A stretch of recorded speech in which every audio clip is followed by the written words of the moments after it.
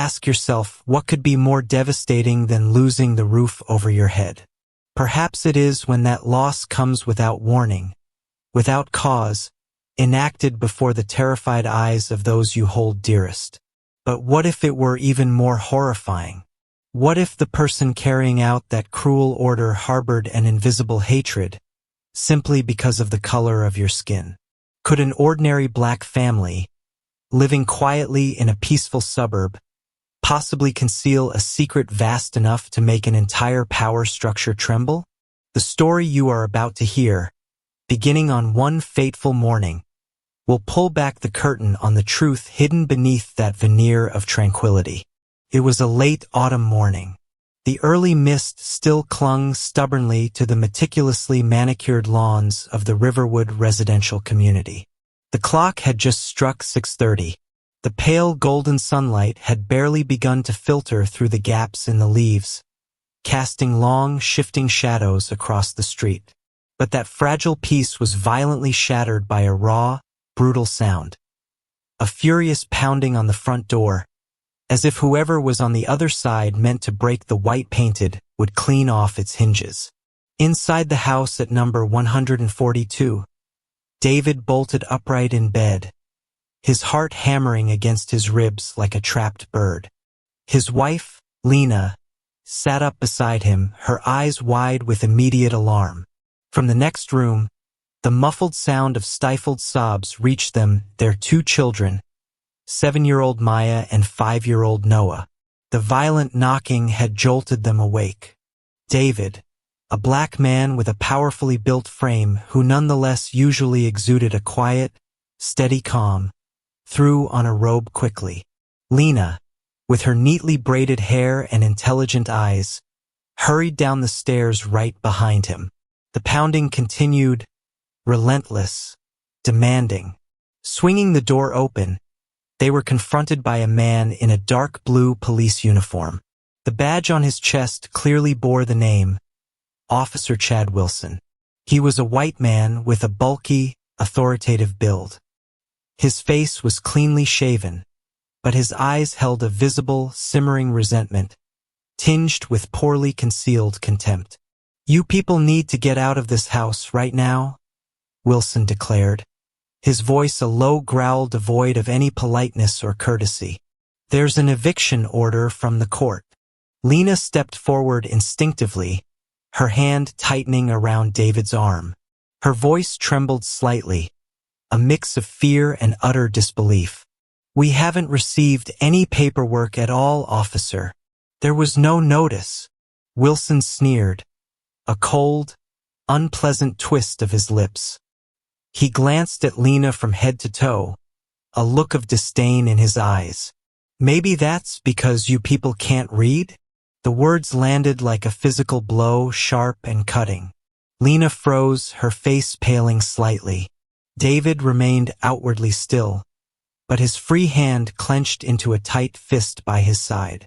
The two children, who had now stumbled down the stairs and were hiding behind their mother's legs, their eyes red-rimmed with fear, stared up at the intimidating police officer. "This is our home," Lena protested vehemently, trying desperately to keep her voice steady despite the shock. "We bought this house legally. This can't be happening." Wilson took another step closer, his posture becoming even more aggressive, more menacing. He swept his gaze around the street. A few neighbors, alerted by the noise, had peeked out from behind their doors or were standing back from their windows, peering through the curtains. Not a single one stepped forward. Not a single voice was raised in their defense or in question. Their silent observation only amplified the Miller family's terrifying sense of isolation. "I don't have time to argue with you people," Wilson snarled, his patience clearly wearing thin. "The order is signed. You have 10 minutes to gather whatever essentials you can and get out. Otherwise," he paused, his eyes shifting directly to David, the threat palpable in his tone, "I will cuff you and take you out of here in front of your kids." David remained silent. His gaze, unlike Lena's fearful panic or the children's wide-eyed terror, was strangely calm. It wasn't the calm of resignation, but rather a sharp, focused observation. He gently placed his hand over Lena's where it rested on his arm, a quiet gesture meant to reassure her, and perhaps himself. Time seemed to stretch, to freeze. The children's crying subsided into hushed, fearful whimpers. Wilson smirked again, a look of smug triumph spreading across his face. He raised a hand, his fingers reaching towards the shiny metal handcuffs clipped to his belt, preparing to remove them. The heavy silence of the street was broken only by the shallow, ragged breaths of the four people standing on the porch and the barely audible, nervous whispers of the hidden neighbors. The air crackled with tension, thick and suffocating. Lena's eyes darted frantically between David and Wilson, a silent plea in their depths. The children buried their faces further into Lena's legs, trembling. David's posture remained deceptively relaxed, but the muscles in his jaw tightened almost imperceptibly. He was watching Wilson, every minute movement, every subtle shift in expression. He was calculating. He was waiting. Wilson's hand closed around the cold steel of the handcuffs. The sound, though slight, seemed amplified in the profound stillness, a metallic click that promised humiliation and subjugation. He began to unclip them, his eyes fixed on David, a cruel smile playing on his lips. He clearly relished the power of this moment, the ability to assert his authority, to intimidate this family, this man, simply because he believed they didn't belong. His earlier racist jibe had laid bare the prejudice that fueled his actions, making the threat of physical restraint and public humiliation even more repellent. Lena took a small, involuntary step back, pulling the children closer. Their small bodies felt frail and vulnerable against her. She wanted to scream, to fight, to do anything to protect them, but fear had rooted her to the spot. The indifference of the neighbors was a heavy weight, a silent confirmation that in this moment, they were utterly alone against this bullying authority figure. Wilson's fingers fumbled slightly with the clasp of the cuffs, a tiny delay that seemed to last an eternity. His eyes narrowed slightly in impatience. He was eager to finish this, to see the fear fully bloom on David's face, to assert his dominance. He took another step forward, bringing him closer to David, the space between them shrinking, the threat intensifying. The morning mist, once beautiful and serene, now felt cold and alien, wrapping around the scene like a shroud. David's gaze never left Wilson's face. There was no trace of panic, no desperate plea, only that unnerving calm, a stillness that felt almost deliberate. It was the calm of someone who was not reacting to chaos, but observing it, analyzing it, waiting for the precise moment to act. His hand on Lena's shoulder was an anchor, not just for her, but a physical manifestation of the control he was maintaining over himself. He could feel her trembling beneath his touch, could hear the shallow, rapid pace of her breathing, fueled his resolve. He would not let this man break them, not here, not like this. Wilson finally unclipped the handcuffs. He held them loosely in his hand, letting them dangle for a moment, a small, calculated act of intimidation. The metal glinted, a stark symbol of confinement and loss of freedom. He raised them slightly, preparing to reach for David's wrist. The cruel smile on his face widened. He was about to deliver his final command, to watch this man's composure shatter. The air was thick with anticipation. The silence from the neighbors was deafening. The children whimpered again. Wilson drew a breath, ready to speak, ready to act, ready to make good on his threat and humiliate David Miller in front of his family and his community. The stage was set for a man to be stripped of his dignity and his home, targeted by hate disguised as authority. But they were all about to learn that not every book can be judged by its cover. and not every quiet man is defenseless. The moment of contact was imminent. The crisis had reached its peak. The moment the cold metal of the handcuffs was about to connect with David Miller's wrist, poised to strip him of his freedom and dignity in front of his children and neighbors, a single unexpected gesture halted everything. Was this the beginning of a desperate struggle, or the unveiling of a truth far more complex and astonishing than anyone present could have possibly imagined?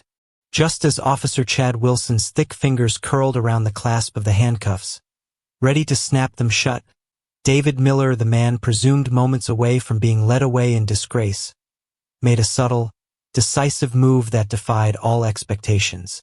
He did not flinch, did not resist with force, did not cry out. Instead, with deliberate calm that seemed otherworldly given the circumstances, he eased open the front of the thin coat he wore. His hand reached inside, not for a weapon as Wilson might have instinctively tensed for, but for a small, flat object tucked securely in an inner pocket. As his hand withdrew, the object he held caught the pale morning light, glinting with an official sheen. It was a leather wallet, open to reveal a credential inside. David lifted the wallet and held it out squarely, presenting the face of the identification card directly towards Officer Wilson's face. "FBI," David said, his voice cutting through the suffocating tension. It was deep, resonant, and carried an undeniable weight of authority that had been completely absent moments before. He paused, letting the two simple syllables hang in the air, their impact immediate and profound. Special Agent David Miller, currently operating undercover. The atmosphere, thick with fear and impending confrontation, seemed to solidify instantly. Officer Wilson froze in mid-motion, the handcuffs dangling forgotten from his hand. His face, a moment ago contorted with smug aggression, transformed through a rapid succession of emotions. Disbelief, confusion, and finally, pure, stark panic. His eyes, which had held such contemptuous certainty, widened in stunned comprehension, fixed unblinkingly on the small card in David's outstretched hand as if it were an alien artifact dropped from the sky. Behind Wilson, the hushed silence that had enveloped the gawking neighbors shattered. Gasps rippled through the small knots of people huddled on porches and behind curtains. The earlier whispers turned into louder, more urgent murmurs, their tone shifting from detached curiosity to open astonishment. Faces appeared more fully from behind cover, eyes glued to the scene unfolding on the Miller's porch. Lena, who had been braced for the worst, felt the tension drain from her shoulders, replaced by a wave of dizzying relief so potent her knees felt weak. But relief was quickly followed by a surge of pride and a renewed wave of fear. Pride in her husband, fear for what the sudden revelation might entail. She tightened her grip on the children's hands, pulling them even closer into her side. They, too, sensed the dramatic shift, their fearful whimpers quieting as they stared up, wide-eyed, at the scene. David took a single, measured step forward, closing the slight distance that had separated him from the now petrified police officer. His voice, though still calm, was now laced with an edge of cold, hard authority that demanded attention. "Officer Wilson," he said, enunciating each word clearly, deliberately projecting his voice just enough so that the listening neighbors could hear. "You have just committed a serious federal offense. You have not only violated the civil rights of a federal agent, but you have also unlawfully interfered with an ongoing federal investigation." His gaze flicked briefly to Lena and the children clinging to her legs. "And you have jeopardized the safety of a family operating under federal protection." Wilson's mouth opened and closed soundlessly, the color completely drained from his face, leaving it a pasty white. He stammered, a pathetic, weak sound, a stark contrast to his earlier blustering aggression. I didn't know." I was just following orders. His eyes darted frantically between David, the badge, and the gathering crowd, searching desperately for an escape route or a way to regain control of the situation that was spinning wildly out of his grasp. The arrogance was gone, replaced by the raw fear of a small man caught in a trap he didn't understand. David didn't dignify the following orders excuse with a direct response. At least not yet. His focus was already shifting. "The eviction papers," he said sharply, his voice leaving no room for argument. "Hand over all documentation related to this eviction. Everything." Wilson fumbled clumsily with the briefcase he carried under his arm, his hands shaking so badly he almost dropped it. He struggled to open it, his earlier smooth confidence evaporating completely. Just then, a sleek, unmarked black sedan pulled silently to a stop across the street, seemingly appearing out of nowhere. A man in a dark suit, tall and with a serious, focused expression, stepped out with economical movements. He scanned the scene quickly, his eyes registering David, Lena, the children, Wilson, and the assembled neighbors in a single assessing glance. He was Special Agent Cole, David's backup, arriving precisely when he was needed most. Cole crossed the street with a quiet, purposeful stride and came to stand beside David. He offered a subtle, almost imperceptible nod of acknowledgement to his colleague, his own presence adding another layer of silent, undeniable federal authority to the scene. His eyes, cool and assessing, settled on Wilson. "Search him," David ordered Cole, his voice low and efficient. "Secure any and all documents he possesses. Immediately contact the local precinct chief. Inform him that Special Agent David Miller of the FBI has taken Officer Chad Wilson into federal custody for interference with an ongoing federal investigation and violation of civil rights. Demand they immediately provide the complete file on this purported eviction order. I want to know who signed it and on what fabricated grounds." Wilson's fumbling intensified. He was sweating profusely now, his uniform visibly darkening under the arms. He clearly knew the game was over. Cole moved with quiet efficiency, stepping closer to Wilson, his movements professional and controlled. Wilson offered no resistance as Cole deftly relieved him of the briefcase and patted down his uniform, quickly locating a small, separate folder tucked into an inner pocket. "Got it," Cole said simply, handing the folder to David. David took the folder and quickly scanned the few pages it contained. As he read, a grim expression settled on his face. The eviction order was indeed a flimsy fabrication, riddled with procedural errors and based on completely unfounded claims, the kind of document hastily assembled by someone pulling strings from behind the scenes, confident it would simply be enforced without question. It was a cheap, transparent attempt to use the legal system as a weapon. David looked up from the document, his gaze locking onto Wilson, who stood slumped, defeated, his earlier arrogance replaced by utter despair and rising panic. "You're just a pawn, Wilson," David said, his voice now quieter again, almost conversational, but no less penetrating. "A cheap, disposable piece in someone else's game." He paused, letting the words sink in. "But your eagerness to play that part, your willingness to use your badge to intimidate and harm a family based on prejudice, your blind obedience to a corrupt order, that, officer, is what just blew the whole thing wide open." Cole, having completed the search, moved behind Wilson. Without a word, he produced a set of federal handcuffs, different from the local ones Wilson wore on his belt. He reached for Wilson's wrists. "Wait!" Wilson cried out, a desperate, animal sound. "You can't. I was just doing my job. I didn't know they were." "That doesn't matter now," Cole said calmly, taking hold of Wilson's wrists.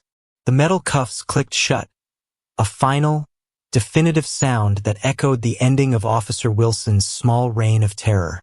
As Special Agent Cole began to lead the now cuffed Officer Wilson away from the porch, past the stunned silence of the neighbors, Wilson, in a last, pathetic surge of his earlier hatred and fear, twisted his head back and screamed, his voice hoarse and desperate. "I just followed orders. They don't belong here. This isn't their place." David turned, his body language shifting from the sharp focus of the agent to the weary resolve of the man who had endured the insult.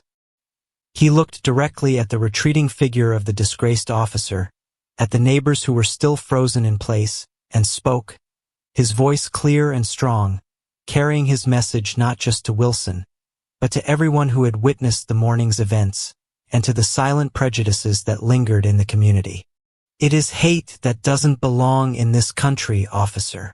Lena stepped forward, her hand finding David's, squeezing it tightly.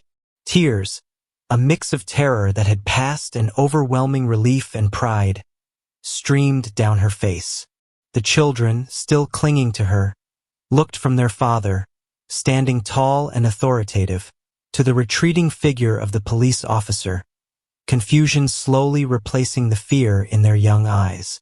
The mask had been removed, and the truth, stark and unexpected, was beginning to dawn.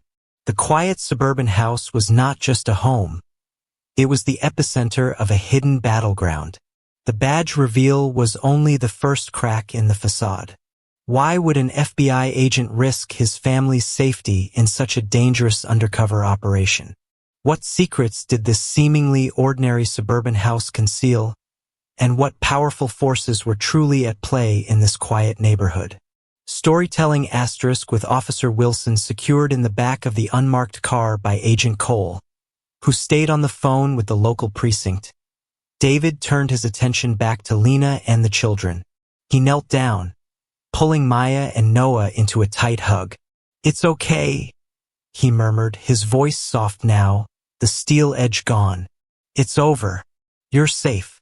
Lena knelt with him, burying her face in his shoulder for a brief moment. "David, oh God," she whispered, her body still trembling slightly. "I know," he said, holding her close. He looked up at the still stunned faces of the neighbors.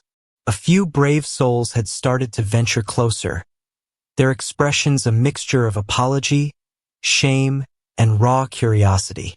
David didn't acknowledge them directly yet. The immediate priority was the family and the ongoing investigation. Cole finished his call and approached David. "Chief is cooperating," he reported. "Says Wilson was a problem waiting to happen. He's sending over the file on the eviction notice now. Also confirmed Wilson was on leave, technically. Doing this off the books." David nodded, his mind already racing ahead.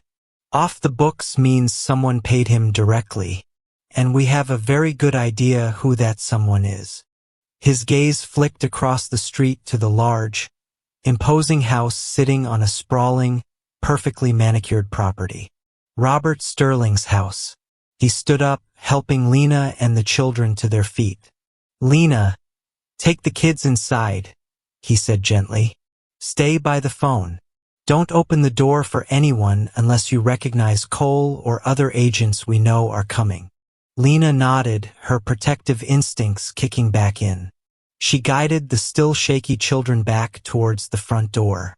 As they went, David looked back at Cole. "This house," David began, gesturing around the porch, the street, "was chosen for a reason. Not because it was just available. It's the perfect vantage point.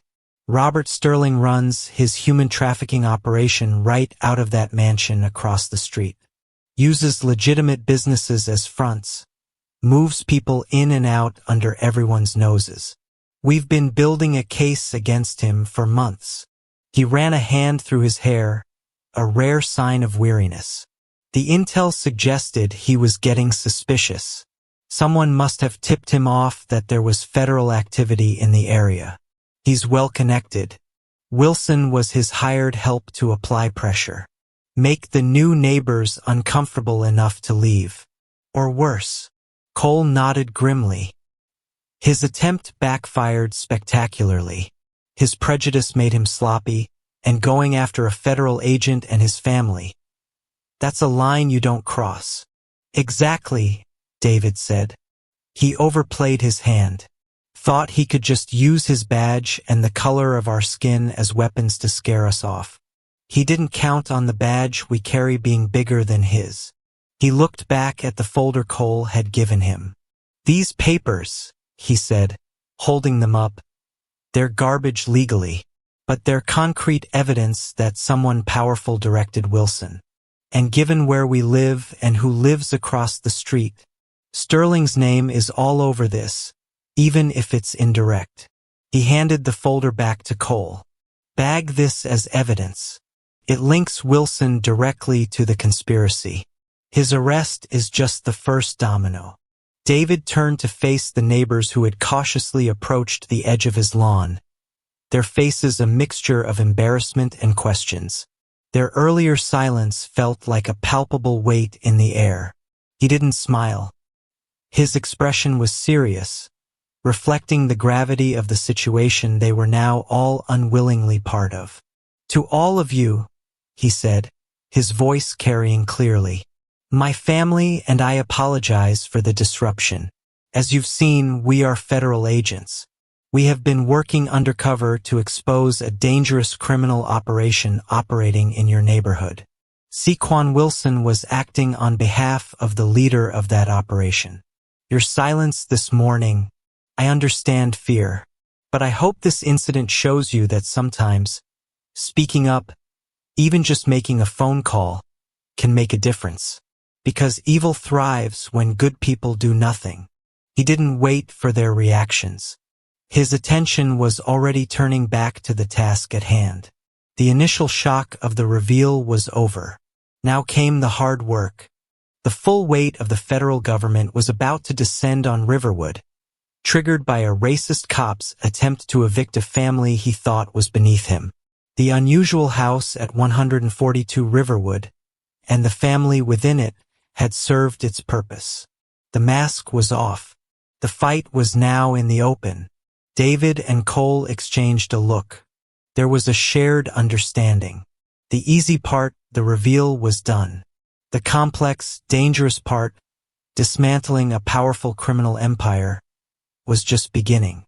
The suburban street, minutes ago a stage for a simple act of prejudice bullying, was transforming into the command center for a major federal crackdown. The quiet had been broken permanently.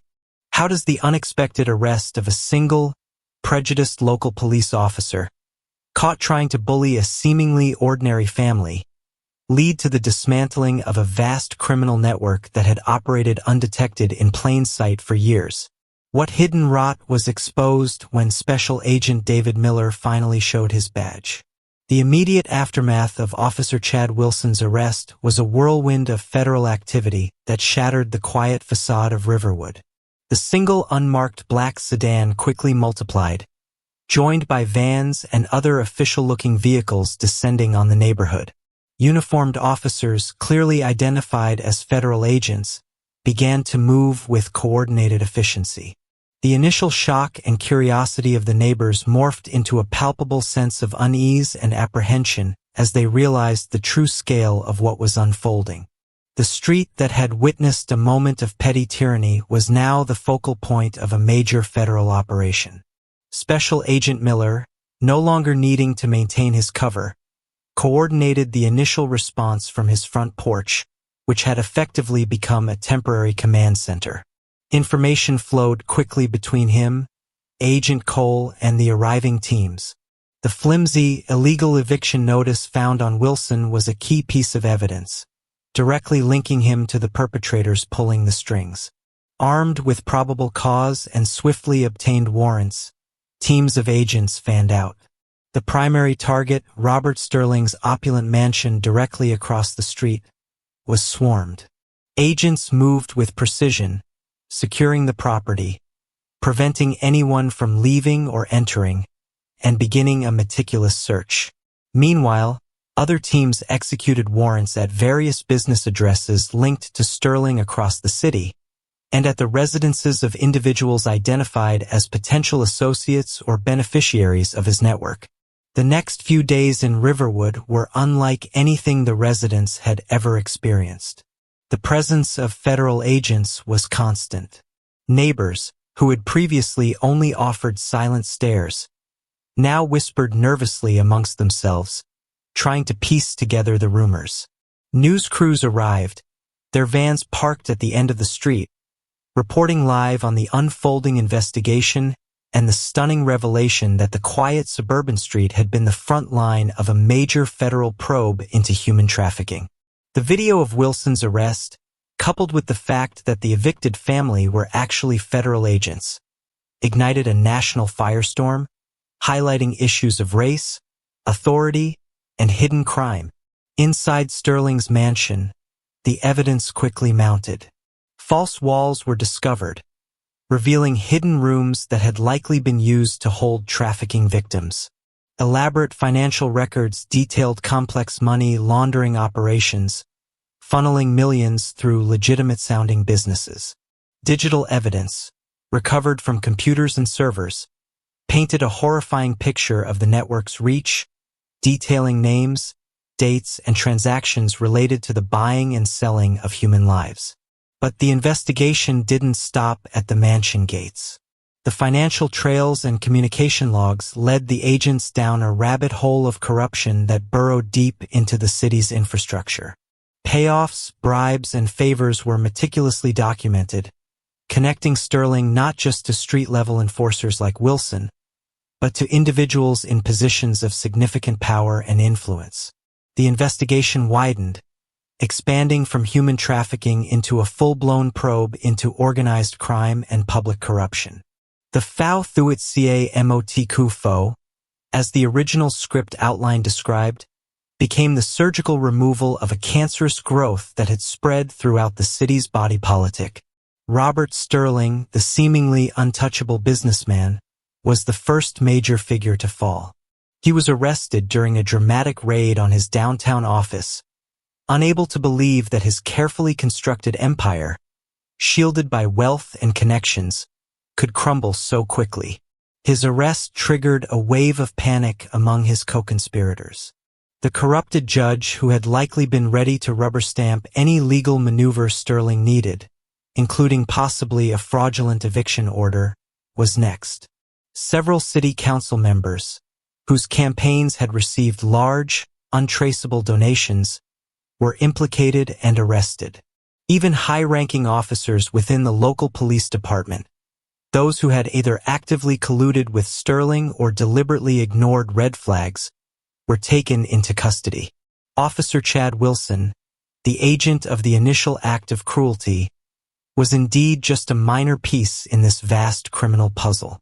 He knew nothing of the human trafficking or the high-level corruption. His role was simply to intimidate and remove a perceived problem at David Miller and his family, acting on orders passed down through Sterling's network. He was a small, prejudiced man, easily manipulated by greed and authority. However, his crucial error, fueled by his own internal bias, was attacking a target he fundamentally underestimated, using means of fraudulent eviction that left a clear, traceable paper trail directly back to those who commissioned it. His act of petty, racially motivated bullying, intended to silence and expel, instead created a federal incident that shined a blinding spotlight on the very network he was hired to protect. His conscious choice to embrace hate and act upon a corrupt command, rather than simply reporting suspicious activity or refusing an unlawful order, made him the inadvertent catalyst for the entire system's downfall. His arrest wasn't the end. It was the precise point where the hidden truth began to unravel, proving that sometimes the smallest lever can overturn the heaviest stone if applied at the critical juncture. The carefully maintained facade of Riverwood, and indeed the city, was irreversibly broken, revealing the ugly reality lurking beneath.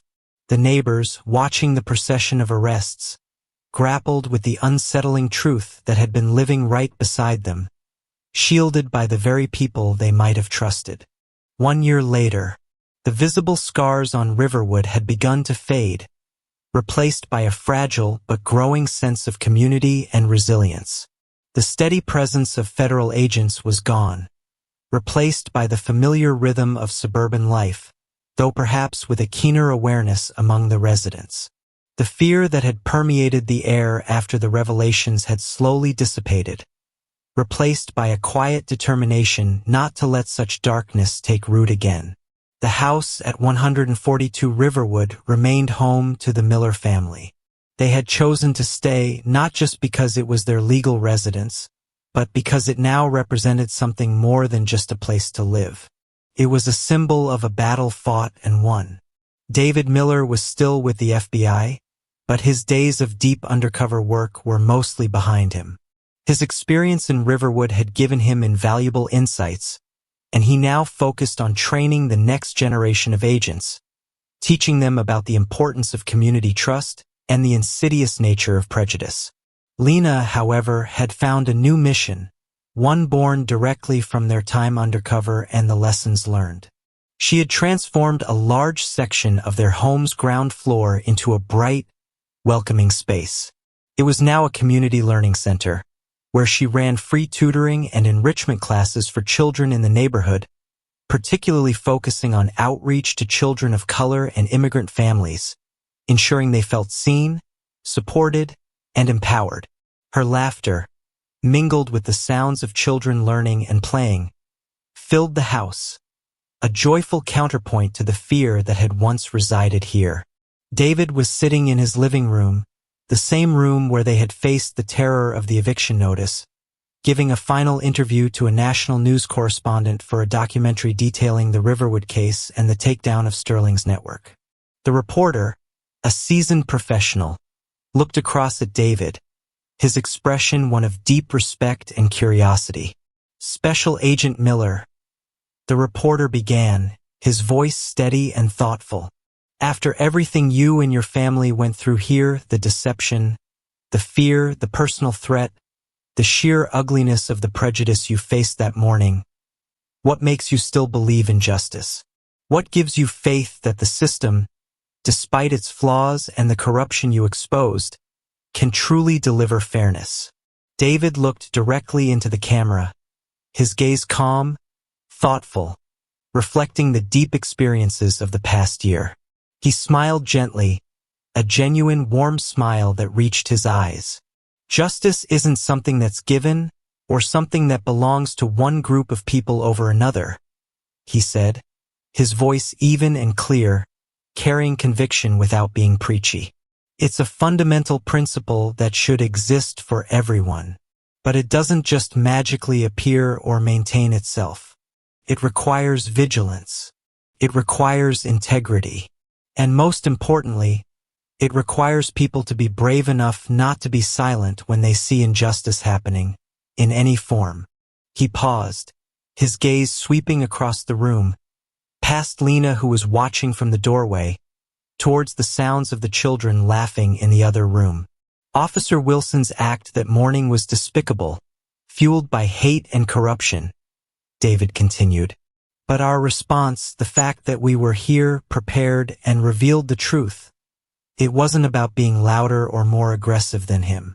Sometimes, the most powerful action you can take isn't a shout, but simply standing your ground. Standing still at the right moment, refusing to be moved by intimidation or hatred. That quiet courage, the refusal to let wrong go unchallenged, is enough to create a ripple effect. It's enough to expose the darkness and, yes, to make an entire system built on that darkness tremble and ultimately fall." His final words hung in the air, a powerful testament to the theme of quiet strength and the moral imperative to confront injustice, not just with force, but with truth and unwavering presence. Fade out. The image of David's calm, resolute face fades as a hopeful, reflective musical score begins, leaving the audience with the weight of his words and the sense of hard-won justice. You don't always have to shout to make a change. Sometimes just standing still at the right moment, is enough to make an entire system tremble. The story of Special Agent David Miller and his family is a powerful reminder that courage comes in many forms, and that fighting for justice often requires looking beyond the surface. It shows how everyday locations can hide extraordinary struggles, and how the actions of one individual can expose widespread corruption. If you were moved by this narrative, by the themes of overcoming prejudice, uncovering hidden truths, and the quiet strength of those who stand for what is right, then you'll find even more compelling stories waiting for you. Subscribe to our channel and hit the notification bell to explore other incredible true stories of investigations, perseverance, and the unyielding pursuit of justice.